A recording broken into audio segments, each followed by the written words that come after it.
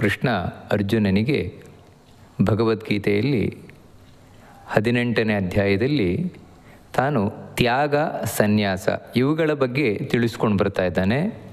ಅಂತ ಹೇಳಿದರೆ ವಿಶೇಷವಾಗಿ ಒಬ್ಬ ವ್ಯಕ್ತಿ ತನ್ನ ಬದುಕಿನಲ್ಲಿ ಯಾವುದು ಕೆಟ್ಟ ಕರ್ಮ ಇದೆ ಅದನ್ನು ಬಿಡಬೇಕು, ಆದರೆ ಯಾವುದು ಮಾಡಲೇಬೇಕಾದದೋ ಅದನ್ನು ಮಾಡಲೇಬೇಕು, ಅದನ್ನು ಬಿಡಲಿಕ್ಕಿಲ್ಲ, ತ್ಯಾಗ ಮಾಡಲಿಕ್ಕಿಲ್ಲ.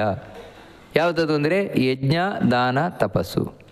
ಈ ಯಜ್ಞ, ದಾನ, ತಪಸ್ಸು ಅನ್ನುವಂಥದ್ದು ಪ್ರತಿಯೊಬ್ಬ ವ್ಯಕ್ತಿಗೂ ವಿಹಿತವಾಗಿರುವಂಥ, ಅದು ಮಾಡಲೇಬೇಕಾದದ್ದು. ಯಾಕಂತ ಹೇಳಿದರೆ ಕೃಷ್ಣ ಹೇಳಿದ, ಯಜ್ಞೋ ದಾನಂ ತಪಶ್ಚೈವ ಪಾವನಾನಿ ಮನೀಷಿಣಾಂ.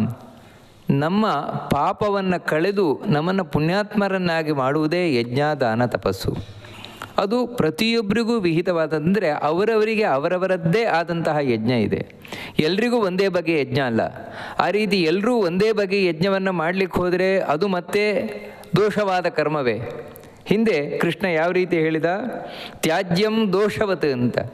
ದೋಷವನ್ನು, ಕೆಟ್ಟದ್ದನ್ನು ಯಾವ ರೀತಿ ಬಿಡ್ತೇವೆ ಹಾಗೆ ಕೆಟ್ಟ ಕರ್ಮವನ್ನು ಬಿಡಬೇಕಾದದ್ದು. ಯಾವುದು ಕೆಟ್ಟ ಕರ್ಮ ಅಂದರೆ ನನಗೆ ಯಾವುದು ವಿಹಿತ ಅಲ್ವೋ, ನನಗೆ ಅದು ಯೋಗ್ಯ ಅಲ್ವೋ ಅದನ್ನು. ಅಂದರೆ ಇವಾಗ ಬ್ರಾಹ್ಮಣ ಶೂದ್ರನ ಕೆಲಸ ಮಾಡಲಿಕ್ಕೆ ಹೋಗೋದು, ಶೂದ್ರ ಬ್ರಾಹ್ಮಣನ ಕೆಲಸ ಮಾಡಲಿಕ್ಕೆ ಹೋಗೋದು, ಸ್ತ್ರೀಯರ ಕೆಲಸವನ್ನು ಪುರುಷರು ಮಾಡುವುದು, ಪುರುಷರ ಕೆಲಸವನ್ನು ಸ್ತ್ರೀಯರು ಮಾಡುವುದು. ಅಂದರೆ ಶಾಸ್ತ್ರದಲ್ಲಿ ಪುರುಷರಿಗೆ ಇಂಥದ್ದೇ ಕರ್ತವ್ಯಗಳು ಹೇಳಿದೆ, ಸ್ತ್ರೀಯರಿಗೆ ಇಂಥದ್ದೇ ಕರ್ತವ್ಯಗಳು ಹೇಳಿದೆ, ಬ್ರಾಹ್ಮಣರಿಗೆ ಇಂಥದ್ದೇ ಕರ್ತವ್ಯಗಳು ಹೇಳಿದೆ, ಶೂದ್ರರಿಗೆ ಇಂಥದ್ದೇ ಕರ್ತವ್ಯಗಳೇನಿದೆ. ಅದನ್ನು ಮಾಡುವಂಥದ್ದೇನಿದೆ ಅದು ಬಹಳ ಮುಖ್ಯ. ಅದೇ ಯಜ್ಞ ಆಗಿರುತ್ತದೆ. ನಮಗೆ ವಿಹಿತವಾದ ಕರ್ಮವನ್ನು ದೇವರ ಪ್ರೀತಿಗೋಸ್ಕರ ಮಾಡಿದರೆ ಅದೇ ಯಜ್ಞವಾಗಿರ್ತದೆ. ದಾನ ಅನ್ನುವಂಥದ್ದು ಇನ್ನೊಬ್ಬರಿಗೆ ಯಾವುದರ ಅವಶ್ಯಕತೆ ಇದೆ, ಒಳ್ಳೆಯವರಿಗೆ ವಿಶೇಷವಾಗಿ ಅವರಿಗೆ ಕೊಡುವಂಥದ್ದು. ಅದು ಅನೇಕ ವಿಧವಾಗಿ ವಿದ್ಯಾದಾನ ಇರ್ಬೋದು, ಅಭಯದಾನ ಇರ್ಬೋದು, ದ್ರವ್ಯದಾನ ಇರಬಹುದು. ಯಾರ್ಯಾರ ಹತ್ರ ಏನೇನಿದೆಯೋ ಅದನ್ನು ಕೊಡುವಂಥ. ಅಂದರೆ ನಮ್ಮ ಬಳಿ ಇರುವ ಒಳ್ಳೆಯ ವಸ್ತು ಇನ್ನೊಬ್ಬರಿಗೆ ಅವರ ಅವಶ್ಯಕತೆ ಇದೆ, ಅವರು ಒಳ್ಳೆಯವರಿದ್ದಾರೆ, ಅವರಿಗೆ ನಾವು ಕೊಡುವಂಥದ್ದು, ಇದು ದಾನ. ಇದು ಮಾಡಬೇಕಾದದ್ದು ಜೀವನದಲ್ಲಿ. ಇನ್ನು ತಪಸ್ಸು ಎಲ್ಲರೂ ಮಾಡಬೇಕಾದದ್ದು. ತಪಸ್ಸು ಅಂತ ಹೇಳಿದರೆ ದೇಹವನ್ನು ದಂಡಿಸುವಂಥದ್ದು. ಯಾಕೆಂದರೆ ಮನಸ್ಸನ್ನು ನಿಯಂತ್ರಣಕ್ಕೆ ತೊಗೊಂಬರಲಿಕ್ಕೆ ಏಕಾದಶಿ, ಉಪವಾಸ ಮುಂತಾದಂತಹ ವ್ರತಾಚರಣೆಗಳನ್ನು ಮಾಡುವಂಥದ್ದು.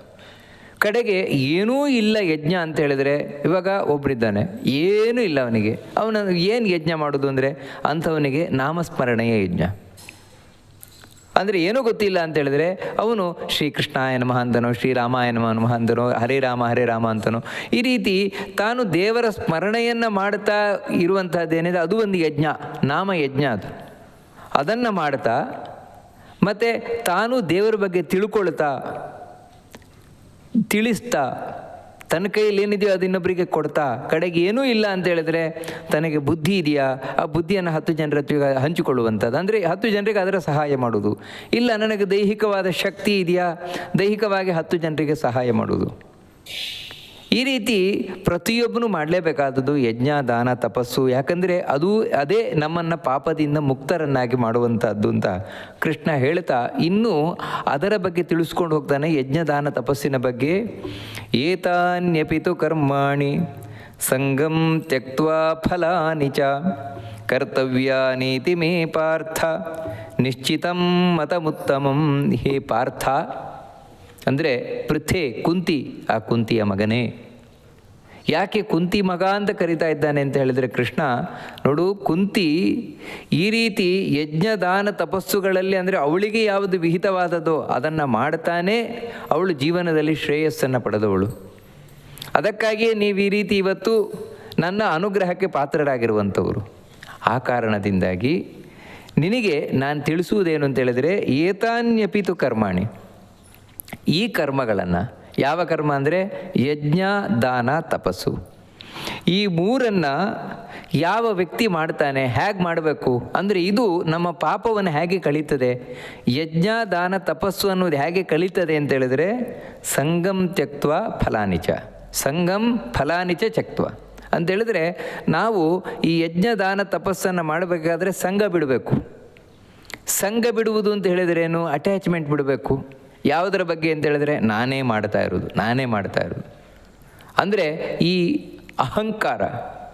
ಅಹಂಕಾರವನ್ನು ಬಿಡಬೇಕು. ನಾನೇ ಅಂತ. ಮತ್ತೇನು ಅಂತೇಳಿದ್ರೆ ನಾನು ಮಾಡ್ತಾ ಇದ್ದೇನೆ ಅಷ್ಟೇ. ನಾನು ಅಂದರೆ ದೇವರು ಮಾಡಿಸಿದ್ದನ್ನು ನಾನು ಮಾಡ್ತಾ ಇದ್ದೇನೆ. ಇದು ಬಹಳ ಮುಖ್ಯವಾಗಬೇಕಾದದ್ದು. ಇವಾಗ ಯಾವುದೇ ಒಂದು ಯಜ್ಞ ಇರಬಹುದು, ಯಜ್ಞವನ್ನು ಮಾಡಬೇಕಾದರೆ ಮಾಡಿದ ಮೇಲೆ ಮಾಡುವುದಕ್ಕಿಂತ ಮುಂಚೆ ಇರಬೇಕಾದದ್ದೇನೆಂದರೆ ದೇವರು ಮಾಡಿಸಿದ್ದನ್ನು ನಾನು ಮಾಡ್ತಾ ಇದ್ದೇನೆ ಹೊರತು ಸ್ವತಂತ್ರವಾಗಿ ನನಗೆ ಮಾಡುವ ತಾಕತ್ತಿಲ್ಲ. ಅವನು ಮಾಡಿಸಿದ್ದನ್ನು ನಾನು ಮಾಡ್ತೇನಷ್ಟೇ, ಅವನು ಮಾಡಿಸಿದ್ದನ್ನು ನಾನು ಮಾಡ್ತಾ ಇದ್ದೇನಷ್ಟೇ, ಅವನು ಮಾಡಿಸಿದ್ದನ್ನು ನಾನು ಮಾಡಿದ್ದೇನಷ್ಟೇ. ನೋಡಿ, ಇಷ್ಟೇ ತಿಳ್ಕೊಳ್ಬೇಕಾದದ್ದು. ಈ ರೀತಿ ಮಾಡಿದಾಗ ನಾವು ಮಾಡುವ ಯಜ್ಞ ದಾನ ತಪಸ್ಸು 3 ಕೂಡ ಸಾರ್ಥಕವಾಗುತ್ತೆ. ಹೊರತು ನಮಗೆ ಈ ರೀತಿ ಇರೋಲ್ಲ. ಮತ್ತೇನು ಅಂದರೆ ನಾನೇ ನಾನೇ ನಾನೇ ಇದ್ದೇ ಇರ್ತದೆ. ಈ ರೀತಿ ಈ ಅಹಂಕಾರ ಇರುವುದರಿಂದಲೇ ಮನುಷ್ಯನಿಗೆ ಯಜ್ಞ ಮಾಡುವುದಕ್ಕಿಂತ ಮುಂಚೆ ತುಂಬ ಟೆನ್ಷನ್ ಇರ್ತದೆ ಅವನಿಗೆ. ಅಯ್ಯೋ ನಾಳೆ ಹೇಗಾಗ್ಬಿಡುತ್ತೆ ಏನೋ, ಏನಾಗ್ಬಿಡುತ್ತೆ ಏನೋ, ಹಾಗೆ ಹೀಗೆ ಅಂತ. ಈ ಟೆನ್ಷನ್ನಿಗೆ ಕಾರಣ ಏನು ಅಂತೇಳಿದರೆ ಆ ಕರ್ಮದ ಮೇಲೆ ಅವನಿಗಿರುವ ಅಹಂಕಾರ. ಅಂದರೆ ಅಹಂಕಾರ ಅಂತ ಹೇಳಿದ್ರೇನು, ನಾಳೆ ನನ್ನ ಮೇಲೆ ಎಲ್ಲ ಜವಾಬ್ದಾರಿ, ನಾನೇ ನೋಡ್ಕೊಳ್ಬೇಕು, ಹಾಗಾಗಬೇಕು. ಮತ್ತು ಇನ್ನೊಂದೇನೆಂದರೆ ಇದು ಹೀಗೇ ಆಗಬೇಕು, ಹಾಗೇ ಆಗಬೇಕು, ಅವರು ಬರಬೇಕು, ಇವರು ಬರಬೇಕು. ಈ ರೀತಿ ಒಳಗೆ ಏನೇನೋ ಕಲ್ಪನೆಗಳನ್ನು ತುಂಬಿಕೊಂಡಿದ್ದಾನೆ. ಇವುಗಳನ್ನೆಲ್ಲ ಬಿಡಬೇಕು ಅಂತ ಹೇಳ್ತಾ ಇರೋದು ಕೃಷ್ಣ. ನೀನು ಯಾವುದೇ ಒಂದು ಯಜ್ಞ ದಾನ ತಪಸ್ಸು ಇವುಗಳನ್ನು ಮಾಡಬೇಕಾದ್ರೆ ನಾಳೆ ಹೀಗೇ ಆಗಬೇಕು, ಹಾಗೇ ಆಗಬೇಕು, ಅವರೇ ಬರಬೇಕು, ಇವರೇ ಬರಬೇಕು, ಇದನ್ನೆಲ್ಲ ಬಿಡು. ಮತ್ತೇನೆಂದರೆ ದೇವರು ನಾಳೆ ಯಾವ ರೀತಿ ಇಚ್ಛೆ ಮಾಡಿದಾನೋ ಆ ರೀತಿ ಆಗಲಿ. ನಾವು ಏನು ಇಚ್ಛಿಸಬೇಕು ಅಂತ ಹೇಳಿದ್ರೆ ಒಂದೇ, ನಾಳೆ ದೇವರಿಗೆ ಯಾವ ರೀತಿ ಖುಷಿಯಾಗತ್ತೋ ಆ ರೀತಿ ದೇವರು ಮಾಡಿಸ್ಕೊಳ್ಳಿ.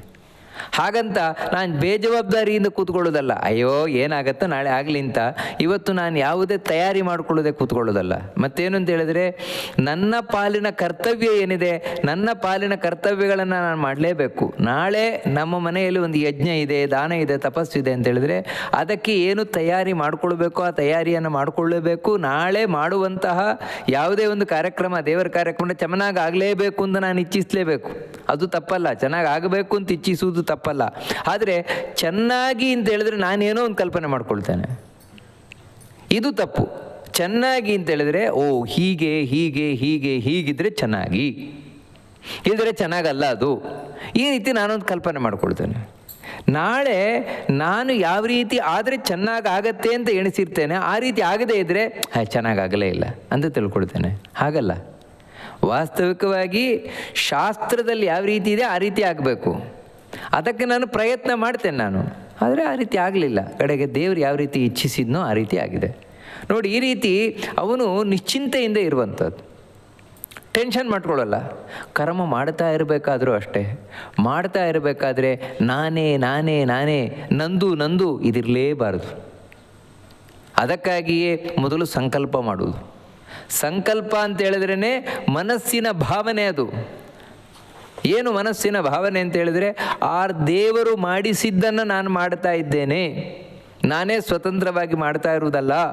ಈ ಭಾವನೆಯನ್ನು ಮನಸ್ಸಿನಲ್ಲಿ ಕರ್ಮ ಮಾಡಬೇಕಾದ್ರೆ ಇಟ್ಕೊಳ್ಳೋದು ಬಹಳ ಮುಖ್ಯ. ಇದೇನು ಅಂದರೆ ನಮ್ಮ ಅಹಂಕಾರವನ್ನು ತೆಗಿತದೆ. ನಾನೇ ಮಾಡ್ತಾ ಇರೋದು, ನನ್ನಿಂದಲೇ ಆಗ್ತಾ ಇರೋದು, ಇದನ್ನು ತೆಗಿತದೆ. ಇನ್ನು ಮುಖ್ಯ ಏನು ಅಂತ ಹೇಳಿದ್ರೆ, ಅಲ್ಲಿ ಇವಾಗ ಯಾವುದೇ ಒಂದು ಯಜ್ಞ ಅಂತ ಆಗಬೇಕಾದ್ರೆ, ದೇವರ ಪೂಜೆ ಅಂತ ಆಗಬೇಕಾದ್ರೆ, ಸ್ವಾಮಿ ನಂದಲ್ಲ ನಿಂದು, ಸ್ವಾಹ ಇದನ್ನ ಮಮ, ಸ್ವಾಹ ಇದನ್ನು ಅಗ್ನೇಯ ಸ್ವಾಹ ಇದನ್ನ ಮಮ, ಸ್ವಾಮಿ ನಂದಲ್ಲ ನಿಂದು. ಇದು ಬಹಳ ಮುಖ್ಯ ಬೇಕಾದದ್ದು. ಕೆರೆಯ ನೀರನ್ನು ಕೆರೆಗೆ ಚೆಲ್ಲಿ ವರವ ಪಡೆದವರಂತೆ ಬಾಳಿರೊಂದು. ಸ್ವಾಮಿ ನೀನು ಕೊಟ್ಟದ್ದನ್ನು ನಿನಗೆ ಅರ್ಪಣೆ ಮಾಡ್ತಾ ಇದ್ದೇನೆ. ಒಂದು ಪೂಜೆ ಮಾಡ್ತೇನೆ ಅಂತ ಹೇಳಿದ್ರೆ ಹೂವು ನೀನೇ ಕೊಟ್ಟದ್ದು ನಿನಗೆ ಅರ್ಪಣೆ ಮಾಡ್ತಾ ಇದ್ದೇನೆ. ಕಡೆಗೆ ಏನೂ ಇಲ್ಲ, ಒಂದು ನೀರು, ಸ್ವಾಮಿ ಇವತ್ತು ನನಗೆ 1 ಲೋಟ ನೀರು ಕೊಟ್ಟದ್ದು ನೀನೇ, ಅದನ್ನೇ ನಿನಗೆ ಅರ್ಪಣೆ ಮಾಡ್ತಾಯಿದ್ದೆ. ನೋಡಿ, ಈ ಭಾವನೆ ಬಹಳ ಮುಖ್ಯವಾಗಬೇಕು. ಇದೇನೆಂದರೆ ಸಂಘವನ್ನು ಬಿಟ್ಟಿದ್ದಾನೆ ಇವನು, ಅಹಂಕಾರ ಮಮಕಾರ ಬಿಟ್ಟಿದ್ದಾನೆ. ಹೌದು, ಕರ್ಮ ಮಾಡಿದ, ಈ ಯಜ್ಞ ದಾನ ತಪಸ್ಸು ಮಾಡಿದ, ಆಮೇಲೂ ಕೂಡ ಸಂಘ ಬಿಡಬೇಕಾದದ್ದು. ಅಂದರೆ ಈ ಅಹಂಕಾರ ಮಮಕಾರಗಳನ್ನು ಬಿಡಬೇಕಾದದ್ದು. ಹೇಗೆ ಅಂತೇಳಿದರೆ, ಇವನು ಕರ್ಮ ಮಾಡಿದ ಮೇಲೆ ಎಲ್ಲರ ಹತ್ರ ನೋಡಿದ್ರಾ ನಾನು ಹೇಗೆ ಮಾಡಿದೆ, ಹೇಗಾಯಿತು, ನಮ್ಮ ಕರ್ಮ ಹೇಗಾಯಿತು, ನಾವು ಮಾಡಿದ್ದು ಹೇಗಾಯಿತು ಕೇಳೋದು. ಇದು ಯಾಕೋಸ್ಕರ ಅವನು ಕೇಳ್ತಾ ಇದ್ದಾನೆ ಅಂದರೆ ಪುಣ್ಯ ಬರಬೇಕು ಅಂತಲ್ಲ, ಅಥವಾ ತನ್ನನ್ನು ತಪ್ಪಾಗಿದ್ದರೆ ಸರಿ ಮಾಡಿಕೊಳ್ಬೇಕು ಅಂತಲ್ಲ. ಮತ್ತೇನು ಅಂತ ಹೇಳಿದ್ರೆ, ನನ್ನನ್ನು 4 ಜನ ಹೊಗಳ್ಳಿ, ನಾನು ದೊಡ್ಡ ವ್ಯಕ್ತಿಯಿಂದ ಗೊತ್ತಾಗಲಿ. ಈ ಭಾವನೆಯಿಂದ ಅವನು 10 ಜನರ ಹತ್ರ ಕೇಳ್ತಾ ಇದ್ದಾನೆ ಅಂತ ಹೇಳಿದ್ರೆ ಖಂಡಿತವಾಗಿಯೂ ಕೂಡ ಸಂಘ ಇದೆ. ಹೀಗಲ್ಲ. ಮತ್ತೇನು ಅಂತ ಹೇಳಿದರೆ, ನಾನು ಮಾಡಿದೆ, ಮಾಡಬೇಕಾದ್ರೆ ದೇವರು ಮಾಡಿಸಿದ್ದನ್ನು ಮಾಡ್ತಾ ಇದ್ದೇನೆ. ಕಡೆಗಾಗಬೇಕಾದ್ರೆ ಅದೇ ಅರ್ಪಣ, ಕೃಷ್ಣಾರ್ಪಣ. ದೇವರೇ ನೀನು ಮಾಡಿಸಿದ್ದನ್ನು ನಾನು ನಿನಗೆ ಅರ್ಪಣೆ ಮಾಡ್ತಾ ಇದ್ದೇನೆ. ಅಂದರೆ ಅರ್ಪಣೆ ಮಾಡ್ತಾ ಇದ್ದೇನೆ ಅಂತ ಹೇಳಿದ್ರೆ ನಾನು ಮಾಡಿದ್ದಲ್ಲ, ನನ್ನೊಳಗೆ ಕೂತು ನೀನು ಮಾಡಿಸಿದ್ದು, ನೀನು ಮಾಡಿಸಿದ್ದನ್ನು ನಾನು ಮಾಡಿದ್ದೇನೆ ಅಷ್ಟೇ. ನೋಡಿ, ಇಷ್ಟೇ ತಿಳ್ಕೊಂಬಿಡೋದು. ಅದಕ್ಕಾಗಿ ನಾಳೆ ಅವನು ಯಾವ ತಲೆಬಿಸಿ ಮಾಡ್ಕೊಳ್ಳಿಕ್ಕೆ ಹೋಗೋಲ್ಲ, ಮುಂದೆಯೂ ಕೂಡ. ಇದು ಸಂಗಮ್ ತ್ಯಕ್ತ್ವ. ಅದೇ ರೀತಿ ಫಲಾನಿಚ, ಫಲಗಳನ್ನು ಕೂಡ ನೋಡಿ, ಇಲ್ಲಿ ಬಹುವಚನ ಇದೆ. ಫಲಗಳನ್ನು ಅಂತ ಹೇಳಿದರೆ, ಒಂದು ನಾವು ಯಾವುದೇ ಯಜ್ಞ ದಾನ ತಪಸ್ಸು ಮಾಡಲಿಕ್ಕೆ ಹೊರಟು ಅಂತ ಹೇಳಿದರೆ ಅದರ ಹಿಂದೆ 100 ಆಸೆ ಆಕಾಂಕ್ಷೆಗಳಿರ್ತದೆ, ಫಲದ ಆಸೆಗಳಿರ್ತದೆ ತುಂಬ. ಆ ಎಲ್ಲ ಫಲದ ಆಸೆಗಳನ್ನು ಬಿಟ್ಟು ನನಗೆ ಅದು ಸಿಗಬೇಕು, ಇದು ಸಿಗಬೇಕು, ಹಾಗಾಗಬೇಕು, ಹೀಗಾಗಬೇಕು, ಈ ರೀತಿ ನಾನಾ ವಿಧವಾದಂಥ ಆಸೆ ಆಕಾಂಕ್ಷೆಗಳಿರ್ತದೆ ಒಬ್ಬ ವ್ಯಕ್ತಿಗೆ. ಅಂತ ಹೇಳಿದರೆ, ಇವಾಗ ನಾನು ಒಂದು ಗಣಪತಿ ಹೋಮ ಮಾಡಿದೆ ಅಂತ ಹೇಳಿದರೆ ನನ್ನ ಮನಸ್ಸಿನಲ್ಲಿ ಆ ಕಷ್ಟ ಪರಿಹಾರ ಆಗಲಿ, ನನಗೆ ಸುಖ ಸಿಗಲಿ, ಇದೊಂದೇ ಆಸೆ ಇರುವುದಲ್ಲ. ಇದರೊಟ್ಟಿಗೆ ಇನ್ನೂ ಅನೇಕ ಆಸೆಗಳಿರ್ತದೆ. ಏನು ಅಂತ ಹೇಳಿದರೆ ಅದೊಂದು ಆಯ್ತಲ್ವ, ಅದರೊಟ್ಟಿಗೆ ನನಗೆ 10 ಜನ ಹೊಗಳಿ, ನಾನೊಬ್ಬ ಧಾರ್ಮಿಕ ಅಂತ ನನಗೆ ಕೀರ್ತಿ ಬರಲಿ, ಈ ರೀತಿ ಏನೇನೋ ಆಸೆ ಆಕಾಂಕ್ಷೆಗಳಿರ್ತದೆ. ಇದು ಯಾವುದೂ ಇರಬಾರ್ದು. ಇದನ್ನು ಬಿಟ್ಟು ಅವನು ಮಾಡಬೇಕು. ಏನನ್ನ? ಯಜ್ಞ ದಾನ ತಪಸ್ಸು. ಈ ರೀತಿ ಸಂಗಮ್ ತ್ಯಕ್ತ್ವ ಫಲಾನಿಚ. ಅಲ್ಲ, ಈ ಸಂಘ ಫಲ ಎರಡನ್ನೂ ಬಿಟ್ಟು ಅಂತ ಹೇಳಿದ್ರೆ ಮತ್ತೆ ಹೇಗ್ರಿ ಮಾಡಲಿಕ್ಕಾಗತ್ತೆ? ಮಾಡಬೇಕಾದ್ರೆ ನಾನೇ ಮಾಡ್ತಾ ಇದ್ದೇನೆ ಅಂತ ಹೇಳಬಾರ್ದು, ಅದು ಸಿಗಲಿ ಇದು ಸಿಗಲಿ ಅಂತ ಹೇಳಬಾರ್ದು. 4 ಜನ ಹೊಗಳ್ತಾರೆ, ಹೊಗಳಿಂದನೂ ಇಚ್ಛಿಸಬಾರ್ದು. ಏನೂ ಇಚ್ಛಿಸದೆ ಮನಸ್ಸನ್ನು ಬರಡು ಮಾಡಿಕೊಂಡು ಹೇಗ್ರಿ ಮಾಡ್ಕೊಳ್ಳೋದು? ನಾವು ಹೇಗೆ ಮಾಡ್ಲಿಕ್ಕೆ ಸಾಧ್ಯ? ಅಂದರೆ ಅದಕ್ಕೆ ಕರ್ತವ್ಯ ನೀತಿ ಅಂತ ಹೇಳಿದರೆ, ಇದು ನನಗೆ ಕರ್ತವ್ಯಗಳು, ಮೈ ಡ್ಯೂಟಿ, ಈ ರೀತಿ ತಿಳಿದು ಮಾಡಬೇಕಾದದ್ದೇ ಹೊರತು ಯಾವ ರೀತಿ ಅಂತ ಹೇಳಿದರೆ, ಅಮ್ಮ ಮಗುವನ್ನು ಸಣ್ಣಲಿಂದಲೂ ಸಾಕ್ತಾಳೆ, ಹುಟ್ಟಿದ ಮಗುವನ್ನು ಸಾಕ್ತಾಳೆ, ಅದರ ಮಲಮೂತ್ರಗಳನ್ನು ಬಾಚುತ್ತಾಳೆ, ತನ್ನ ಎದೆ ಹಾಲನ್ನು ಕೊಡ್ತಾಳೆ, ರಾತ್ರಿ ನಿದ್ರೆಗೆಡ್ತಾಳೆ. ಯಾಕೋಸ್ಕರ? ಅದರ ಹಿಂದೆ ಯಾರೋ 10 ಜನ ಹೊಗಳ್ತಾರೆ ಅಂತಿದೆಯಾ? ಅಥವಾ ನನಗೆ ಕೀರ್ತಿ ಬರ್ತದೆ ಅಂತಿದೆಯಾ? ಅಥವಾ ನನಗೆ ದುಡ್ಡು ಸಿಗತ್ತೆ ಅಂತಿದೆಯಾ? ಇಲ್ವಲ್ಲ. ಮತ್ತೇನೆಂದರೆ, ತಾಯಿ ಆದಮೇಲೆ ಮಗುವನ್ನು ನೋಡಿಕೊಳ್ಳೋದು ನನ್ನ ಕರ್ತವ್ಯ, ನನ್ನ ಡ್ಯೂಟಿ ಇದು. ನೋಡಿ, ಆ ರೀತಿ ತಿಳಿದು ಮಾಡ್ತಾಳೆ ಅವಳು. ಆ ರೀತಿ ತಿಳಿದು ಮಾಡುವುದರಿಂದಲೇ ಅವಳು ಆ ಮಗುವನ್ನು ದೊಡ್ಡದು ಮಾಡಬೇಕಾದ್ರೆ ತಾನು ನೋಡಿ, ನಾನು ಈ ಮಗುವಿಗೆ ಇಷ್ಟು ಹಾಲು ಕೊಡ್ತಾ ಇದ್ದೇನೆ, ಈ ಮಗುವಿಗೆ ಇಷ್ಟು ಆಹಾರ ಕೊಡ್ತಾ ಇದ್ದೇನೆ, ನಾನು ನಿದ್ರೆಗೆಡ್ತಾ ಇದ್ದೇನೆ, ನನಗೆ ತಿಂಗಳಿಗೆ ಇಷ್ಟು ಕೊಡಬೇಕು ಸಂಬಳ ಅಂತ ಗಂಡನ ಹತ್ರ ಕೇಳುವುದಿಲ್ಲ ಅವಳು. ಅದೇ ಒಂದೊಮ್ಮೆ ಬೇರೆ ಯಾರಾದರೂ ದಾದಿಯನ್ನು ನಾವು ನೇಮಕ ಮಾಡಿದರೆ ಇದೇ ಕೆಲಸಕ್ಕೆ, ಅಮ್ಮ ಯಾವ ಕೆಲಸ ಮಾಡ್ತಾ ಇದ್ದಾಳೆ ಇದೇ ಕೆಲಸಕ್ಕೆ ಒಬ್ಬಳು ಯಾರನ್ನಾರ ನರ್ಸನ್ನು ನಾವು ಅಪಾಯಿಂಟ್ ಮಾಡಿದರೆ ಅವಾಗ ತಿಂಗಳಿಗೆ ಎಷ್ಟು ಸಾವಿರ ಕೊಡಬೇಕಾಗತ್ತೆ? ಕಾರಣ ಏನು ಅಂತ ಹೇಳಿದರೆ, ಅವಳಿಗೆ ಅದು ಕರ್ತವ್ಯ ಅಲ್ಲ, ಮತ್ತೇನೆಂದರೆ ಅವಳಿಗೆ ಅದು ಹೊಟ್ಟೆಪಾಡು ಅಷ್ಟೇ. ಆ ಹೊಟ್ಟೆಪಾಡಿಗೆ ಅವಳು ಮಾಡ್ತಾ ಇದ್ದಾಳೆ. ಆದರೆ ತಾಯಿ ಹಾಗಲ್ಲ. ತಾಯಿ ಏನು ಅಂತ ಹೇಳಿದರೆ, ಇದು ನನ್ನ ಕರ್ತವ್ಯ. ನೋಡಿ, ಹೀಗೆ ನಮ್ಮ ಕರ್ತವ್ಯ ಅಂತ ಮಾಡಬೇಕಾದದ್ದು, ನನ್ನ ಡ್ಯೂಟಿಯಿಂದ ಮಾಡಬೇಕಾದದ್ದು. ಯಾಕಂದರೆ ಕರ್ತವ್ಯ, ಯಾಕಂದರೆ ಮನುಷ್ಯನಾಗಿ ಹುಟ್ಟಿ ಬಂದ ಮೇಲೆ ನಾನು ಮಾಡಲೇಬೇಕಾದದ್ದು.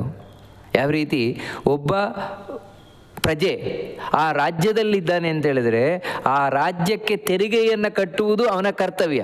ಅವನು ವ್ಯಾಪಾರ ಮಾಡ್ತಾ ಇದ್ದಾನೆ ಅಂತ ಹೇಳಿದರೆ ತೆರಿಗೆ ಕಟ್ಟುವುದು ಅವನ ಕರ್ತವ್ಯ. ಹಾಗೆಯೇ ನಾವು ಯಜ್ಞದಾನ ತಪಸ್ಸು ಅನ್ನುವುದು ದೇವರಿಗೆ ಕಟ್ಟುವ ತೆರಿಗೆ ಅದು. ಯಾಕಂದರೆ ಈ ದೇಹ ಸಿಕ್ಕಿದೆ, ಈ ಬದುಕು ಸಿಕ್ಕಿದೆ, ಈ ಆಹಾರ ಕೊಡ್ತಾ ಇದ್ದಾನೆ. ಈ ಬದುಕಿಗೆ, ಈ ಆಹಾರಕ್ಕೆ, ಈ ದೇಹಕ್ಕೆ ನಾವು ಪ್ರತಿಯಾಗಿ ಭಗವಂತನಿಗೆ ಕೊಡುವ ತೆರಿಗೆಯೇ ಯಜ್ಞದಾನ ತಪಸ್ಸು. ಅದಕ್ಕಾಗಿ ಇದು ನನ್ನ ಡ್ಯೂಟಿ ಅಂತ ತಿಳಿದು ಮಾಡಬೇಕಾದದ್ದು. ಅದರಲ್ಲಿ ಯಾವುದೇ ಆಸೆ ಆಕಾಂಕ್ಷೆಗಳನ್ನು ಇಟ್ಕೊಳ್ಳಿಕ್ಕಿಲ್ಲ, ನಾನೇ ಮಾಡ್ತಾ ಇದ್ದೇನೆ ಅಂತ ಹಮ್ಮು ಇರಲಿಕ್ಕಿಲ್ಲ. ನೋಡು ಅರ್ಜುನ, ಇದು ನನ್ನ ನಿಶ್ಚಿತಂ ಮತಂ ಅಂತ ಕೃಷ್ಣ ಹೇಳ್ತಾನೆ. ಅಂತ ಹೇಳಿದರೆ ಇದು ನನ್ನ ಖಂಡಿತವಾದಂಥ ಅಭಿಪ್ರಾಯ, ನಿಶ್ಚಿತವಾದ ಅಭಿಪ್ರಾಯ ಅಂತ ಹೇಳಿದರೆ ಇದು ನನ್ನ ಕ್ಲಿಯರ್ ಒಪಿನಿಯನ್. ಇದರಲ್ಲಿ ಮತ್ತೆ ನಿನಗೆ ಸಂಶಯ ಬೇಡ. ಇನ್ನು ಕೃಷ್ಣ ಏನಾದರೂ ವ್ಯತ್ಯಾಸ ಮಾಡಿಬಿಡ್ತಾನ, ಹಾಗೆ ಹೇಳ್ತಾನೆ? ಇಲ್ಲವೇ ಇಲ್ಲ. ಇದು ಕಾನ್ಫಿಡೆನ್ಷಿಯಲ್ ನಾನು ಹೇಳ್ತಾ ಇರುವಂಥದ್ದು. ಮತ್ತು ಇದು ಬರೀ ನನ್ನ ಅಭಿಪ್ರಾಯ ಅಂತ ಹೇಳಿದ ಕೂಡಲೇ ಕೃಷ್ಣ ಏನೋ ನನಗೆ ಹೇಳ್ತಾ ಇದ್ದಾನೆ ಅಂತ ತಿಳ್ಕೊಳ್ಬೇಡ. ಉತ್ತಮಂ ಮತಂ ಅಂತ ಹೇಳ್ತಾನೆ. ಇದು ಶ್ರೇಷ್ಠವಾದ ಅಭಿಪ್ರಾಯ ಅಂತ ಹೇಳಿದರೆ, ಇಷ್ಟನ್ನು ಮಾಡಿದರೆ ಯಜ್ಞ, ದಾನ, ತಪಸ್ಸು ಇವುಗಳನ್ನು ಯಾವುದೇ ಫಲದ ಅಪೇಕ್ಷೆ ಇಟ್ಟುಕೊಳ್ಳದೆ, ನಾನೇ ಅನ್ನುವಂತಹ ಅಹಂಕಾರ ಮಮಕಾರಗಳಿಲ್ಲದೆ ಯಾವಾಗ ನನ್ನ ಡ್ಯೂಟಿ ಇದು ಅಂತ ನಾವು ಮಾಡ್ತೇವೆ, ಅವಾಗ ಖಂಡಿತವಾಗಿ ಒಳ್ಳೆಯದಾಗಿಯೇ ಆಗುತ್ತೆ ಅವನಿಗೆ. ಅವನು ಭಗವಂತನ ಲೋಕ ಸೇರಿಕೊಳ್ತಾನೆ, ಇಲ್ಲಿ ಅವನಿಗೆ ಒಳ್ಳೆಯದಾಗಿಯೇ ಆಗತ್ತೆ. ಅದಕ್ಕಾಗಿಯೇ ಇದು ನನ್ನ ನಿಶ್ಚಿತವಾದ ಮತ, ಖಂಡಿತವಾದ ಮತ, ಇದು ಅಭಿಪ್ರಾಯ. ಅಷ್ಟು ಮಾತ್ರ ಅಲ್ಲ, ಇದು ಉತ್ತಮವಾದ ಅಭಿಪ್ರಾಯ ಅಂತ ಕೃಷ್ಣ ಸ್ಪಷ್ಟಪಡಿಸ್ಕೊಂಡು ಹೋಗ್ತಾ ಇದ್ದಾನೆ. ಅದೇ ಹೇಳಿದ್ದು, ನಮಗೆ ಇಲ್ಲಿವರೆಗೆ ಏನಾದರೂ ಕನ್ಫ್ಯೂಷನ್ಗಳಿದ್ರೆ ಅಂತಹ ಗೊಂದಲಗಳನ್ನು ಈ 18ನೇ ಅಧ್ಯಾಯದಲ್ಲಿ ಕೃಷ್ಣ ಪರಿಹಾರ ಮಾಡ್ತಾ ಇದ್ದಾನೆ ಅಂತ ಇಲ್ಲಿ ಇದು ಸ್ಪಷ್ಟ. ಇದು ಮಾಡಲೇಬೇಕಾದದ್ದು. ಅಷ್ಟು ಮಾತ್ರ ಅಲ್ಲ, ಇನ್ನೂ ಒಂದು ಹೇಳ್ತಾನೆ, ಈ ತ್ಯಾಗ ಅಂದರೆ ಈ ಬಿಡುವುದು. ಯಜ್ಞ, ದಾನ, ತಪಸ್ಸು ಬಿಡಬಾರ್ದು. ಯಜ್ಞ, ದಾನ, ತಪಸ್ಸು ಅಲ್ಲದೆ ಇದ್ದದ್ದು ಯಾವುದು ಕೆಟ್ಟದ್ದಿದೆ ಅದನ್ನು ಬಿಡಬೇಕು. ಈ ಬಿಡುವುದರಲ್ಲಿ ಮತ್ತೆ 3 ವಿಧ ಇದೆ ಅಂತ ಕೃಷ್ಣ ಹೇಳಿದ್ದಾನೆ. ತ್ಯಾಗ 3 ವಿಧ ಇದೆ ಅಂತ. 3 ವಿಧವಾದ ತ್ಯಾಗ ಯಾವುದು? ಅದರಲ್ಲಿ ಮೊದಲನೇದು ಕೃಷ್ಣ ತಿಳಿಸ್ತಾನೆ, ತಾಮಸವಾದ ತ್ಯಾಗ. ಈ ತಾಮಸವಾದ ತ್ಯಾಗ ಯಾವುದು ಅದನ್ನು ಹೇಳ್ತಾನೆ. ನಿಯತಸ್ಯ ತು ಸನ್ಯಾಸ ಕರ್ಮಣೋ ನೋಪಪದ್ಯತೆ ಮೋಹಾತ್ತಸ್ಯ ಪರಿತ್ಯಾಗ ತಾಮಸ ಪರಿಕೀರ್ತಿತಃ. ವಾಸ್ತವಿಕವಾಗಿ ತ್ಯಾಗದಲ್ಲಿ ಅಂದರೆ ಬಿಡುವಿಕೆ, ಬಿಟ್ಟುಬಿಡುವುದು, ಅದರಲ್ಲಿ ತಾಮಸವಾದ ತ್ಯಾಗ ಯಾವುದು ಅಂತ ಹೇಳಿದರೆ, ನಿಯತಸ್ಯತು ಸನ್ಯಾಸ ಕರ್ಮಣಃ. ನಿಯತಸ್ಯ ಕರ್ಮಣಃ ಅಂತ ಹೇಳಿದರೆ ಯಾವುದು ಒಬ್ಬ ವ್ಯಕ್ತಿಗೆ ಮಾಡಲೇಬೇಕಾದಂತಹ ಡ್ಯೂಟಿಯೋ, ಹಿಂದೆ ಹೇಳಿದ್ನಲ್ವ, ಯಜ್ಞ, ದಾನ, ತಪಸ್ಸು ಕರ್ತವ್ಯ ಅಂತ ಮಾಡಲೇಬೇಕು ಅಂತ. ನಾನು ಮಾಡಲ್ಲ ಅಂತ ಹೇಳಲಿಕ್ಕಿಲ್ಲ.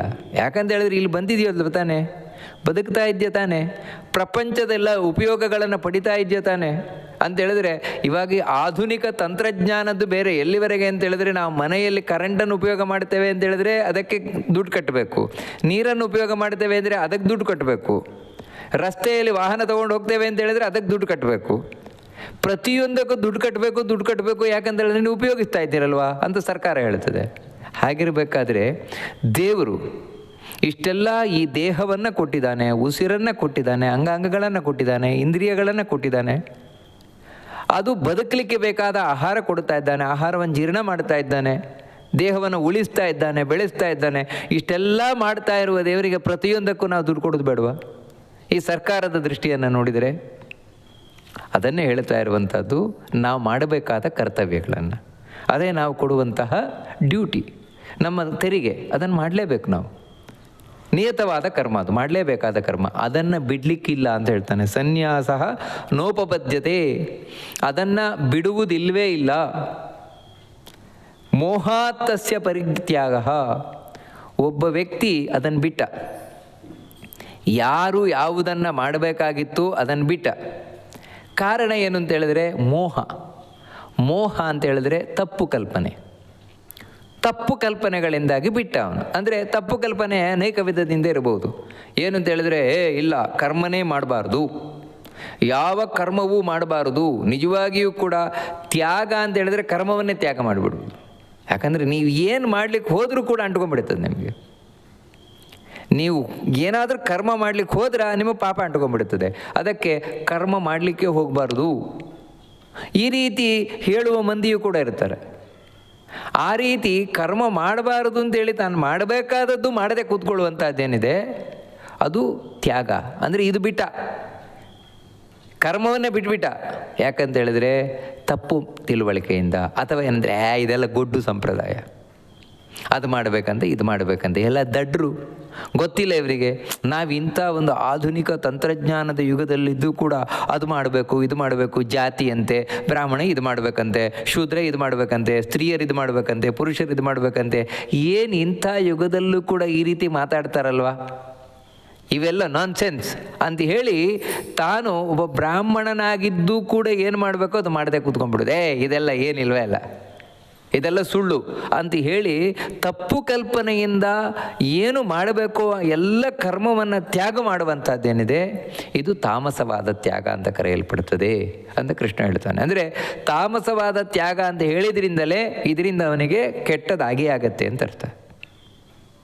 ಏನು ಮಾಡಬೇಕೋ ಅದನ್ನು ಮಾಡ್ತಾ ಇಲ್ಲ, ಅವನು ಬಿಟ್ಟುಬಿಟ್ಟಿದ್ದಾನೆ ಅದನ್ನು.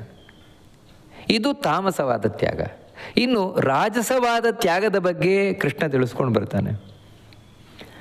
ದುಃಖಮಿತ್ಯೇವ ಯತ್ಕರ್ಮ ಕಾಯ ಕ್ಲೇಶ ಭಯಾತ್ ತ್ಯಜೇತ್ ಸಕೃತ್ವಾ ರಾಜಸಂ ತ್ಯಾಗಂ ನೈವ ತ್ಯಾಗ ಫಲಂ ಲಭೇತ್. ಈ ತಾಮಸವಾದ ತ್ಯಾಗ ಏನಂದರೆ ಕರ್ಮವೇ ಬಿಟ್ಬಿಡುವುದು. ಪೂಜೆ ಮಾಡಲ್ಲ, ಜಪ ಮಾಡಲ್ಲ, ದಾನ ಮಾಡಲ್ಲ, ಏಕಾದಶಿ ಮಾಡಲ್ಲ. ಯಾಕಂದರೆ ಉಪವಾಸ ಮಾಡೋದಾ, ಉಪವಾಸ ಮಾಡಿದರೆ ಸತ್ಯ ಹೋಗ್ಬಿಡ್ತೇವೆ ಅಂತ ಹೇಳೋದು. ಇನ್ನು ಕೆಲವರು ಏನಂದರೆ ಏಕಾದಶಿ ಉಪವಾಸ ಎಲ್ಲ ಮಾಡಬಾರ್ದು, ಅದೆಲ್ಲ ಮಾಡಬಾರ್ದು. ಅದೆಲ್ಲ ಯಾರಿಗೆ ಅಂತ ಹೇಳಿದ್ರೆ ಸನ್ಯಾಸಿಗಳಿಗೆ ಮಾತ್ರ ಹೇಳಿದ್ದು, ಎಲ್ರಿಗೂ ಹೇಳಿದ್ದಲ್ಲ ಅದನ್ನು. ಈ ರೀತಿ ತಪ್ಪು ಕಲ್ಪನೆಯಿಂದ ತಾನು ತಪಸ್ಸು ಮಾಡದೆ ಕೂತ್ಕೊಳ್ಳೋದು, ತಪ್ಪು ಕಲ್ಪನೆಯಿಂದ ತಾನು ದಾನ ಮಾಡದೇ ಇರೋದು, ಯಜ್ಞ ಮಾಡದೇ ಇರೋದು, ಇದು ಒಂದು ರೀತಿ. ಆದರೆ ಇನ್ನೊಂದು ರೀತಿ ಇರ್ತದೆ. ಅದು ಹೇಗಂತ ಹೇಳಿದರೆ ಗೊತ್ತಿದೆ ಇವನಿಗೆ ನಾನು ಏನು ಮಾಡಬೇಕಾಗಿದೆ ತಿಳ್ಕೊಂಡಿದ್ದಾನೆ. ನನಗೆ ಇದು ಯಜ್ಞ, ನನಗೆ ಇದು ತಪಸ್ಸು, ನನಗೆ ದಾನ, ನಾನು ಇಂಥ ದಾನ ಮಾಡಬೇಕು, ಇಂಥ ಯಜ್ಞ ಮಾಡಬೇಕು, ಇಂಥ ತಪಸ್ಸು ಮಾಡಬೇಕು, ಎಲ್ಲ ಗೊತ್ತಿದೆ. ಗೊತ್ತಿದ್ದರೂ ಕೂಡ ಇವನು ಮಾಡಲ್ಲ. ನೋಡಿ, ಹಿಂದಿನವನು ತಪ್ಪು ತಿಳ್ಕೊಂಡು ಮಾಡದೆ ಕೂತ್ಬಿಟ್ಟ. ಇವನಿಗೆ ಗೊತ್ತಿದೆ ಏನು ಮಾಡಬೇಕು ಅಂತ ಗೊತ್ತಿದೆ, ಗೊತ್ತಿದ್ರೂ ಮಾಡಲ್ಲ. ಯಾಕೆ ಅಂತ ಹೇಳಿದರೆ ದುಃಖ ಮಿತ್ಯೇವ ಯತ್ಕರ್ಮ. ಅಯ್ಯೋ ಯಾರೀ ಮಾಡ್ತಾರೆ, ಯಾಕಂತ ಹೇಳಿದ್ರೆ ಕಷ್ಟ, ಮಾಡಲಿಕ್ಕೆ ಕಷ್ಟ. ಆ ಕಷ್ಟ ಎರಡು ರೀತಿ ಇದೆ. ಅದಕ್ಕೆ ಎರಡು ವಿಧವಾದ ಕಷ್ಟವನ್ನು ಕೃಷ್ಣ ಹೇಳ್ತಾನೆ. ದುಃಖ ಮಿತ್ಯೇವ ಯತ್ಕರ್ಮ ಕಾಯಕ್ಲೇಶ ಭಯ ತ್ಯಜೇತ್. ಕಾಯಕ್ಲೇಶ ಭಯ ಅಂತ ಹೇಳಿದರೆ, ಕಾಯಕ್ಲೇಶ ಅಂತ ಹೇಳಿದರೆ ಅದು ದೇಹಕ್ಕೆ ಸುಸ್ತಾಗತ್ತೆ ಅಂತ, ದೇಹಕ್ಕೆ ಸುಸ್ತಾಗತ್ತೆ ಅಂತ ಒಂದು. ಇನ್ನೊಂದೇನು ಅಂತ ಹೇಳಿದ್ರೆ ಮನಸ್ಸಿಗೆ ಬೋರ್ ಆಗತ್ತೆ ಅಂತ ಇನ್ನೊಂದು. ನೋಡಿ, ಈ ರೀತಿ ಎರಡು ರೀತಿಯಿಂದಾಗಿ ಅಯ್ಯೋ ಯಾರೀ ಮಾಡ್ತಾರೆ, ಜಪ ಪೂಜೆ ಮಾಡಬೇಕಂತೆ, ಅಲ್ಲಿಗೂ ಅದು ಹೋಗ್ಬೇಕಂತೆ, ಇದು ಯಾರೀ ಮಾಡ್ತಾರೆ ಅದನ್ನು. ಯಾಕಂತ ಹೇಳಿದ್ರೆ ಕಷ್ಟ ಆಗತ್ತೆ, ಮಾಡೋದು ಕಷ್ಟ ಆಗತ್ತೆ. ಮತ್ತು ಅಯ್ಯೋ ಮಾಡಿ ಒಂದು 1/4 ಗಂಟೆ ಅರ್ಧ ಗಂಟೆ ಆಮೇಲೆ ಬೋರ್ ಆಗ್ಲಿಕ್ಕೆ ಶುರುವಾಗತ್ತೆ. ಯಾವ ಮುಗಿಸತ್ತೆ ಅಂತ ಸಾಕತ್ತೆ, ಅದಕ್ಕೆ ಬೇಡ ಬಿಟ್ಟೇ ಬಿಡೋದು. ಹೀಗೆ ಬಿಡುವುದು ಒಂದು ರೀತಿ. ಇನ್ನು ಕೆಲವರು ಹೇಗಂತ ಹೇಳಿದ್ರೆ ಶುರು ಮಾಡ್ತಾರೆ, ಪ್ರಾರಂಭ ಮಾಡ್ತಾರೆ. ಪ್ರಾರಂಭ ಮಾಡಿ ಸ್ವಲ್ಪ ಹೊತ್ತಾಗ್ತಾ ಇದ್ದಾಗೇ ಅವರಿಗೆ ನೋವಾಗ್ಲಿಕ್ಕೆ ಶುರುವಾಗುತ್ತೆ. ಕೈ ಕಾಲು ಮುಂತಾದವುಗಳೆಲ್ಲ ನೋವಾಗ್ಲಿಕ್ಕೆ ಶುರುವಾಗುತ್ತೆ. ಯಾಕಂತ ಹೇಳಿದ್ರೆ ಅವರಿಗೆ ಅದರಲ್ಲಿ ಇಂಟ್ರೆಸ್ಟ್ ಇರುವುದಿಲ್ಲ. ಇಂಟ್ರೆಸ್ಟ್ ಇಲ್ಲದೆ ಇರುವುದರಿಂದಾಗಿ ಅವರಿಗೆ ಕಷ್ಟ ಆಗ್ಲಿಕ್ಕೆ ಶುರುವಾಗುತ್ತೆ. ಕೂತ್ಕೊಳ್ಳೋದು, ನಿಂತ್ಕೊಳ್ಳೋದು, ಇದೆಲ್ಲ ಕೂತ್ಕೊಳ್ಳಿಕ್ಕೆ ಕಷ್ಟ ಆಗ್ಲಿಕ್ಕೆ ಶುರುವಾಗುತ್ತೆ ಅವರಿಗೆ. ಅದರೊಟ್ಟಿಗೆ ಮನಸ್ಸಿನಲ್ಲೂ ಕೂಡ ಬೋರ್ ಆಗ್ಲಿಕ್ಕೆ ಶುರುವಾಗುತ್ತೆ. ಅವಾಗೇನೆಂದರೆ ಅರ್ಧದಲ್ಲೇ ಬಿಟ್ಟುಬಿಡೋದು. ಪುರೋಹಿತರಿಗೆ ಹೇಳೋದು, ಸಾಕು ನೀವಿನ್ನು ಮುಂದುವರಿಸಿ, ನಾನು ಹೋಗ್ತೇನೆ ಅಂತ. ಯಾಕಂದರೆ ನಾನು ಕೂತ್ಕೊಳ್ಳಿಕ್ಕೆ ಆಗ್ತಾಯಿಲ್ಲ, ಕಷ್ಟ ಆಗ್ತಾ ಇದೆ, ಅದಕ್ಕೆ ನಾನು ಹೋಗ್ತೇನೆ, ನೀವು ಮುಂದುವರಿಸಿ, ನಾನು ಬಂದು ದಕ್ಷಿಣೆ ಕೊಡ್ತೇನೆ ಅಂತ. ನೋಡಿ, ಈ ರೀತಿ ಹೋಗೋದು. ಅಥವಾ ಇನ್ನೇನು ಅಂತ ಹೇಳಿದ್ರೆ ಕರ್ಮದಲ್ಲಿ ಕೂತಿರ್ತಾನೆ, ಅರ್ಧಕ್ಕಾಗಬೇಕಾದ್ರೆ ಅವನಿಗೆ ದುಃಖ ಅಂತ ಹೇಳಿದ್ರೆ ಮಾನಸಿಕವಾಗಿ ಬೋರ್ ಆಗ್ಲಿಕ್ಕೆ ಶುರುವಾಯಿತು, ಸಾಕಾಗ್ಲಿಕ್ಕೆ ಶುರುವಾಯಿತು. ಯಾಕಂದರೆ ಇದೇ ಮನಸ್ಸಿನ ದುಃಖ ಒಳಗಿನಿಂದ. ಅವಾಗೇನೆಂದರೆ ಎದರಲ್ಲಿರೋ ಪುರೋಹಿತರಿಗೆ ಬೇಗ ಮುಗಿಸ್ರಿ, ನನಗಾಗೋಲ್ಲ, ನಾನು ಕೂತ್ಕೊಳ್ಳಿಕ್ಕೆ ಆಗ್ತಾ ಇಲ್ಲ. ಈ ರೀತಿ ಅವನು ಅದನ್ನು ತ್ಯಾಗ ಮಾಡಿದ. ಅಥವಾ ಇನ್ನೇನು ಅಂತ ಹೇಳಿದರೆ ಒಂದು ಪೂಜೆಗೆ ಕೂತ್ಕೊಳ್ತಾನೆ, ಪೂಜೆಗೆ ಕೂತು ಕ್ರಮ ಪ್ರಕಾರ ಇಷ್ಟು ಪೂಜೆ ಮಾಡಬೇಕು ಅಂತಿದೆಯಲ್ವಾ, ಇಲ್ವೇ ಇಲ್ಲ. ಮತ್ತೇನು ಅಂದರೆ ಪೂಜೆಯಲ್ಲಿ ಅರ್ಧಂಬರ್ಧ ಬಿಟ್ಟೇ ಬಿಡೋದು. ಯಾಕಂತ ಹೇಳಿದ್ರೆ ಅಯ್ಯೋ ಯಾರು ಅಷ್ಟೊತ್ತು ಮಾಡ್ತಾ ಕೂತಾರೆ, ಕಷ್ಟ ಆಗತ್ತಪ್ಪ, ನಮಗೆ ಕೂತ್ಕೊಳ್ಳಿಕ್ಕೆ ಕಷ್ಟ ಆಗುತ್ತೆ ನಮಗೆ. ಅದಕ್ಕೇನು ಅಂತ ಹೇಳಿದ್ರೆ ಬರೀ ಒಂದು ಪೂಜೆಗೆ ಅಂತ ಕೂತ್ಕೊಳ್ಳೋದು, ಗಂಟಾಮಣಿ ಬಾರಿಸೋದು, ಮಂಗಳಾರತಿ ಮಾಡಿಬಿಡೋದು. ನೋಡಿ, ವಾಸ್ತವಿಕವಾಗಿ ಇಲ್ಲೂ ಇವನು ಎಷ್ಟು ತ್ಯಾಗ ಮಾಡಿದ. ಈ ರೀತಿ ತ್ಯಾಗ ಮಾಡಿದ್ರಿಂದಾಗಿ ಏನಾಯಿತು, ಇದು ರಾಜಸವಾದ ತ್ಯಾಗ. ಅಂದರೆ ಗೊತ್ತಿದ್ದು, ನನಗೇನು ಮಾಡಬೇಕು ಅಂತ ಗೊತ್ತಿದ್ದು ಕೂಡ ಸೋಮಾರಿತನದಿಂದ ಬಿಡುವಂಥದ್ದು ಇದನ್ನು. ಅಯ್ಯೋ ಯಾವ ರೀತಿ ಅಂದರೆ, ಅಯ್ಯೋ ಬೆಳಗ್ಗೆ ಬೇಗ ಯಾರು ಹೇಳ್ತಾರ್ರಿ, ಅಯ್ಯೋ ತಣ್ಣೀರು ಸ್ನಾನ ಯಾರು ಮಾಡ್ತಾರ್ರಿ, ಅದಕ್ಕೇನು ಅಂದರೆ ಬಿಟ್ಟೇ ಬಿಡೋದು ಅದನ್ನು. ಇವನೇನಿದ್ದಾನೆ ಸಕೃತ್ವ ರಾಜಸಂ ತ್ಯಾಗಂ. ಈ ರೀತಿ ಇವನು ರಾಜಸವಾದ ತ್ಯಾಗವನ್ನು ಮಾಡಿ, ಅಂದರೆ ರಾಜಸವಾದ ತ್ಯಾಗ ಯಾಕೆ ಅಂತ ಹೇಳಿದ್ರೆ ಗೊತ್ತಿದ್ದು ಬಿಡ್ತಾ ಇರೋದು, ಗೊತ್ತಿಲ್ಲದೆ ತಪ್ಪು ತಿಳ್ಕೊಂಡು ಬಿಡುವುದು ತಾಮಸವಾದದ್ದು. ಅವನು ದಡ್ಡ, ಇವನು ದಡ್ಡ ಅಲ್ಲ, ಸೋಮಾರಿ. ಇವನು ರಾಜಸ ತ್ಯಾಗವನ್ನು ಯಾರು ಮಾಡ್ತಾನೆ? ಅವನು ಸೋಮಾರಿ, ಅವನು ಆಲಸ್ಯವನು. ಅದರಿಂದಾಗಿ ನೈವ ತ್ಯಾಗ ಫಲಂ ಲಭೇತು. ಇವನು ಆ ನಿಜವಾದ ತ್ಯಾಗದ ಫಲವನ್ನು ಪಡೆಯುವುದಿಲ್ಲ. ಅವನು ಅಂದರೆ ನಿಜವಾಗಿ ಒಂದು ತ್ಯಾಗವನ್ನು ಮಾಡಿ ಏನು ಫಲ ಪಡಿಬೇಕಾಗಿದ್ದು ಅದನ್ನು ಪಡೆಯೋಲ್ಲ. ಯಾಕಂತ ಹೇಳಿದರೆ ಇವನು ಕರ್ಮವನ್ನು ತ್ಯಾಗ ಮಾಡ್ತಾ ಇದ್ದಾನೆ. ಏನು ಮಾಡಬೇಕಾಗಿದ್ದು ಅದನ್ನು ಅರ್ಧಂಬರ್ಧ ಮಾಡ್ತಾ ಇದ್ದಾನೆ, ಅಥವಾ ಸೋಮಾರಿತನದಿಂದ ಬಿಡ್ತಾ ಇದ್ದಾನೆ. ಇವನು ಪ್ರಯೋಜನ ಇಲ್ಲ. ಏನು ನಿಜವಾಗ್ಲೂ ಫಲ ಏನು? ನಾವೇನಾದರೂ ಒಂದು ಕರ್ಮ ಮಾಡ್ತೇವಲ್ಲ, ಅದರ ಫಲ ಏನು ಅಂದರೆ ದೇವರಿಗೆ ಖುಷಿಯಾಗೋದು, ಮತ್ತು ನಮ್ಮ ಕಷ್ಟ ಪರಿಹಾರ ಆಗೋದಿಲ್ಲ ಇವನಿಗೆ. ನಾವು ಹೆಚ್ಚು ನೋಡುವುದು ಇದೇ ರೀತಿ, ಈ ತ್ಯಾಗವನ್ನೇ ನೋಡುವುದು. ಅದಕ್ಕೇನು ಅಂತ ಹೇಳಿದರೆ, ಯಾರಾದರೂ ಒಂದು ಪೂಜೆಯನ್ನು ಕಲೀಲಿಕ್ಕೆ ಬಂದರೂ ಕೂಡ ಅವರೇನು ಹೇಳಿದರೆ, ನಮಗೆ ಚುಟುಕು ಪೂಜೆ ಹೇಳ್ಕೊಡಿ ಅಷ್ಟೇ, ನಮಗೆ ಚುಟುಕು ಪೂಜೆ 10 ನಿಮಿಷದಲ್ಲಿ ಪೂಜೆ ಆಗಿಬಿಡ್ಬೇಕು, ಅದನ್ನು ಹೇಳ್ಕೊಡಿ. ಅಥವಾ ಏನಾದರೂ ಒಂದು ಜಪ ಕಲೀಲಿಕ್ಕೆ ಬಂದರು, ನಮಗೆ ನೀವು ಸಂಕ್ಷಿಪ್ತವಾದ ಜಪವನ್ನು ಹೇಳ್ಕೊಡಿ, ಒಂದು 10 ನಿಮಿಷದಲ್ಲಿ ಮಾಡಿ ಮುಗಿಸ್ಬಿಡ್ಬೇಕು. ಅಂದರೆ ವಾಸ್ತವಿಕವಾಗಿ ಧ್ಯಾನ ಜಪ ಗಂಟೆಗಟ್ಟಲೆ ಮಾಡಬೇಕಾದದನ್ನು 10 ನಿಮಿಷದಲ್ಲಿ ಯಾಕೆ ಮಾಡಲಿ ಮುಗಿಸ್ತಾ ಇದ್ದೀರಿ ಅಂತ ಹೇಳಿದರೆ ಅದರಲ್ಲಿ ಇಂಟ್ರೆಸ್ಟ್ ಇಲ್ಲ ಅಂತ ಹೇಳಿದರೆ ಅದರಲ್ಲಿ ಸೋಮಾರಿತನ ಇದೆ. ಹಾಗಂತ ಅವನಿಗೆ ಬೇರೆ ವಿಷಯದಲ್ಲ. ಇವಾಗ ಲೌಕಿಕವಾದ ವಿಷಯದಲ್ಲಿ ಪೇಪರನ್ನು 10 ನಿಮಿಷದಲ್ಲಿ ಓದಿ ಮುಗಿಸೋಲ್ಲ. ಪೇಪರನ್ನು ಬೇಕಿದ್ರೆ 1 ಗಂಟೆ ಓದ್ತಾನೆ, ಮೊಬೈಲನ್ನು ಬೇಕಿದ್ರೆ 2 ಗಂಟೆ ನೋಡ್ತಾನೆ. ಯಾಕಂತ ಹೇಳಿದ್ರೆ ಅಲ್ಲಿ ಅವನಿಗೆ ಕಷ್ಟ ಆಗೋಲ್ಲ, ಕೂತ್ಕೊಂಡು ಕಷ್ಟ ಆಗೋಲ್ಲ, ಮನಸ್ಸಿಗೆ ಬೋರ್ ಆಗೋಲ್ಲ. ಯಾಕಂದರೆ ಅದರಲ್ಲಿ ಆಸಕ್ತಿ ಇದೆ, ಇದರಲ್ಲಿ ಆಸಕ್ತಿ ಇಲ್ಲ. ಈ ಕಾರಣದಿಂದಲೇ ಇವನು ಕೂಡ ನಿಜವಾದ ತ್ಯಾಗದ ಫಲವನ್ನು ಪಡೆಯುವುದಿಲ್ಲ. ಅದೇ ದೇವರ ಅನುಗ್ರಹ, ಮೋಕ್ಷ ಪಡೆಯುವುದಿಲ್ಲ. ಹಾಗಿದ್ರೆ ಸಾತ್ವಿಕವಾದ ತ್ಯಾಗ ಯಾವುದು? ನಿಜವಾದ ತ್ಯಾಗ, ಅದನ್ನು ಕೃಷ್ಣ ಹೇಳ್ತಾನೆ. ಕಾರ್ಯಮಿತ್ಯೇವ ಯತ್ಕರ್ಮ ನಿಯತಂ ಕ್ರಿಯತೆ ಅರ್ಜುನ ಸಂಗಂ ತ್ಯಕ್ತ್ವಾ ಫಲಂ ಚೈವ ಸತ್ಯಾಗ ಸಾತ್ವಿಕೋ ಮತಃ. ಹಿಂದೆ ಹೇಳಿದಾನಲ್ವ ಕೃಷ್ಣ. ಅದೇ ಅರ್ಜುನ ನೋಡು, ಅರ್ಜುನ ಕಾರ್ಯಮಿತ್ಯೇವ ಯತ್ಕರ್ಮ ಕ್ರಿಯತೆ ನಿಯತಂ ಅಂದರೆ ತನಗೆ ವಿಹಿತವಾದದ್ದು, ತನ್ನ ಇಲ್ಲಿ ಡ್ಯೂಟಿ ಯಾವುದು ಕಂಪಲ್ಸರಿ ಡ್ಯೂಟಿ ಇದೆಯೋ ಅಂಥ ಕರ್ಮವನ್ನು ಮಾಡ್ತಾನೆ. ಮಾಡಬೇಕಾದ್ರೆ ಅಯ್ಯೋ ಮಾಡಬೇಕಲ್ಲ ಅಂತ ಮಾಡುವುದಲ್ಲ, ಅಥವಾ ಅರೆ ಬರೆ ತಿಳ್ಕೊಂಡು ಮಾಡುವುದಲ್ಲ, ಅಥವಾ ತಪ್ಪು ತಿಳುವಳಿಕೆಯಿಂದ ಮಾಡುವುದಲ್ಲ. ಮತ್ತೇನು ಅಂತ ಹೇಳಿದರೆ ಚೆನ್ನಾಗಿ ತಿಳ್ಕೊಳ್ತಾನೆ, ಇದು ನನಗೆ ಮಾಡಲಿಕ್ಕೆ ವಿಹಿತವಾದದ್ದು, ನಾನು ಇಂಥ ಜಾತಿಯಲ್ಲಿ ಬಂದು ಇಂಥ ಲಿಂಗ ಅಂದರೆ ಸ್ತ್ರೀಯೋ ಪುರುಷ ಆಗಿ ನನಗೆ ಇದು ವಿಹಿತವಾದ ಕರ್ಮವ ಮೊದಲು ತಿಳಿದುಕೊಂಡು ಆಮೇಲೆ ಇದು ನಾನು ಮಾಡಲೇಬೇಕಾದದ್ದು ಅಂತ. ಅಂದರೆ ಈ ನಿಯತಂ ಕರ್ಮ ಅಂತ ಯಾಕೆ ಹೇಳ್ತಾನೆ? ನಾನು ಮಾಡಲೇಬೇಕಾದದ್ದು ಅಂತ ಆದಾಗ ಅದರಲ್ಲಿ ಇನ್ವಾಲ್ವ್ಮೆಂಟ್ ಬಂದಿರ್ತದೆ, ಅದರಲ್ಲಿ ಅವನಿಗೊಂದು ತಾದಾತ್ಮ್ಯ ಅಂತ ಹೇಳಿದ್ರೆ ಅದರಲ್ಲಿ ಅವನು ಆ ಕರ್ಮದಲ್ಲಿ ತನ್ನನ್ನು ತೊಡಗಿಸಿಕೊಳ್ಳಿಕ್ಕೆ ಸಾಧ್ಯವಾಗತ್ತೆ ಸಂಪೂರ್ಣವಾಗಿ. ಯಾವ ರೀತಿ ಅಂತ ಹೇಳಿದರೆ, ಯಾವಾಗ ವಿದ್ಯಾರ್ಥಿಗೆ ಈ ಪರೀಕ್ಷೆಯನ್ನು ಬರೆಯುವುದು ನನ್ನ ಕರ್ತವ್ಯ, ನಾನು ಬರೀಲೇಬೇಕು, ಯಾಕಂದರೆ ಇದು ನನ್ನ ಜೀವನಕ್ಕೆ ಸಂಬಂಧಪಟ್ಟ ಪರೀಕ್ಷೆ ಅಂತ ಆದಾಗ ಅವನು ಮನಸ್ಸಿಟ್ಟು ಓದ್ತಾನೆ. ಅಂದರೆ ಅದರಲ್ಲಿ ಇನ್ವಾಲ್ವ್ಮೆಂಟ್ ಬರ್ತದೆ ಅವನಿಗೆ ಆ ಪರೀಕ್ಷೆಯಲ್ಲಿ, ಅದಕ್ಕೋಸ್ಕರ ಅವನು ಮನಸ್ಸಿಟ್ಟು ಓದ್ತಾನವನು. ಅದರಿಂದಾಗಿಯೇ ಅವನು ಒಳ್ಳೆ ಮಾರ್ಕ್ ತೆಗಿತಾನೆ. ಯಾಕೆ ಅಂತ ಹೇಳಿದರೆ ಇದು ನನಗೆ ಬೇಕಾದದ್ದು ಅಂತ ಭಾವನೆ ಅವನಿಗಲ್ಲಿ ಬರುವುದರಿಂದಾಗಿ, ಇದು ನನ್ನ ಡ್ಯೂಟಿ ಅನ್ನುವ ಭಾವನೆ ಬರುವುದರಿಂದಾಗಿ, ನಾನು ಇಲ್ಲಿವರೆಗೆ ಶಾಲೆಗೆ ಹೋದದ್ದು ಯಾವಾಗ ಸಾರ್ಥಕವಾಗುತ್ತೆ ಅಂದರೆ ಈ ಎಕ್ಸಾಮ್ ಬರೆದಾಗ ಮಾತ್ರ ಅಂತ. ಹಾಗೆಯೇ ಇಲ್ಲಿ ಇದು ನಾನು ಮಾಡಲೇಬೇಕಾದದ್ದು, ಮನುಷ್ಯನಾಗಿ ಹುಟ್ಟಿದ ಮೇಲೆ ಇದು ನಾನು ಮಾಡಲೇಬೇಕಾದದ್ದು ಅಂತ ಅವನು ತಿಳ್ಕೊಳ್ತಾನೆ. ಯಾಕಂದರೆ ಇದು ನನ್ನ ಕಂಪಲ್ಸರಿ. ಇದು ಹಾಗಿದ್ರೆ ಮಾತ್ರ ಈ ಮನುಷ್ಯ ಜನ್ಮ ಸಾರ್ಥಕ. ಇಲ್ಲದೇ ಇದ್ದರೆ ಈ ಮನುಷ್ಯ ಜನ್ಮ ವ್ಯರ್ಥ ಆಗಿಬಿಡ್ತದೆ, ನನಗೆ ಹಾಳಾಗಿ ಹೋಗಿಬಿಡ್ತದೆ. ಈ ಎಚ್ಚರಿಕೆಯನ್ನು ಹೊಂದುತ್ತಾನೆ. ಅದಕ್ಕೋಸ್ಕರ ಕಾರ್ಯಮಿತ್ಯೇವ ಯತ್ಕರ್ಮ ಕ್ರಿಯತೆ ನಿಯತಂ, ಅದು ಹೇಗಂತ ಹೇಳಿದರೆ ಸಂಗಂ ತ್ಯಕ್ತ್ವಾ ಫಲಂ ಚೈವ. ಹಿಂದೆ ಹೇಳಿದಾಗೆ ಮಮಕಾರ ಇಲ್ಲ, ನಾನು ಅಂತಿಲ್ಲ, ನಂದು ಅಂತಿಲ್ಲ, ಆ ಫಲ ಬೇಕು ಈ ಫಲ ಬರಬೇಕು ಅಂತ ಆಸೆ ಇಲ್ಲ. ಅಂದರೆ ಬೇಕು ಅಂತಿಲ್ಲ. ಇವುಗಳನ್ನು ಬಿಟ್ಟು ಅಂದರೆ ಇವನು ತ್ಯಾಗ ಮಾಡಿದ. ಏನನ್ನು ತ್ಯಾಗ ಮಾಡಿದ ಅಂತ ಹೇಳಿದರೆ, ಇವನು ಕರ್ಮವನ್ನು ತ್ಯಾಗ ಮಾಡಲಿಲ್ಲ, ಅಥವಾ ಇವನು ನಿಜವಾಗಿ ಮಾಡಬೇಕಾದದ್ದನ್ನು ಬಿಡಲಿಲ್ಲ. ಅಥವಾ ಅರ್ಧಕ್ಕೆ ನಿಲ್ಲಿಸಲಿಲ್ಲ, ಅರ್ಧಕ್ಕೆ ಕರ್ಮ ತ್ಯಾಗ ಮಾಡಲಿಲ್ಲ.